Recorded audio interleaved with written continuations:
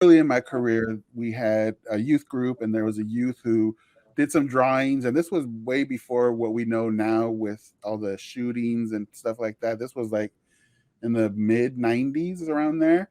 And so a kid that we were working with had done some drawings, very explicit, very specific.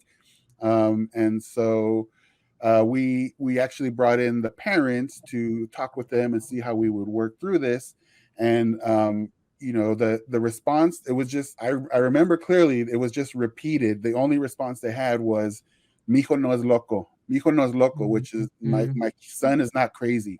My son is not crazy. That Yeah. was their only thing that they could respond. And we tried to explain, that that's not what we're saying. There's, Mhm. he's an adolescent, he had some issues, but we were trying to social work it. But they really were just stuck in that thought of the stigma of, what it might mean in their church community or in their neighborhood to have a son that was going to therapy, that was receiving services. And so, that was a very challenging situation, but it illustrates just the how strong that is in that dynamic, that phenomena in the Latino or other communities as well, other traditional communities or other communities in general.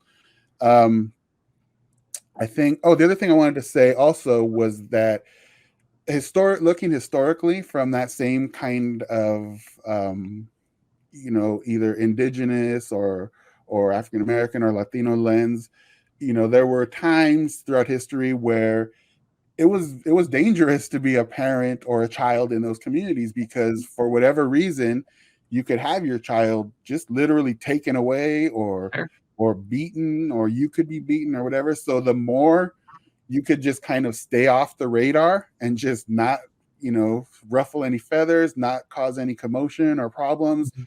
it was Mhm. going to increase the likelihood that you could keep your family intact. And so, Yeah. that's why, sometimes parenting practices reflected that reality for them. And so for someone to kind of come out and look for services, or generationally later on down the line with that same kind of mentality, for someone to expose themselves to that kind of intervention into a family unit, those historical scars are still there. And so it's not easy to trust that getting help for their child or someone in the family or themselves is not going to end up being something that, immigration gets involved, or child welfare or whatever. So it goes really deep, and it's a very real historical reality for a lot of communities.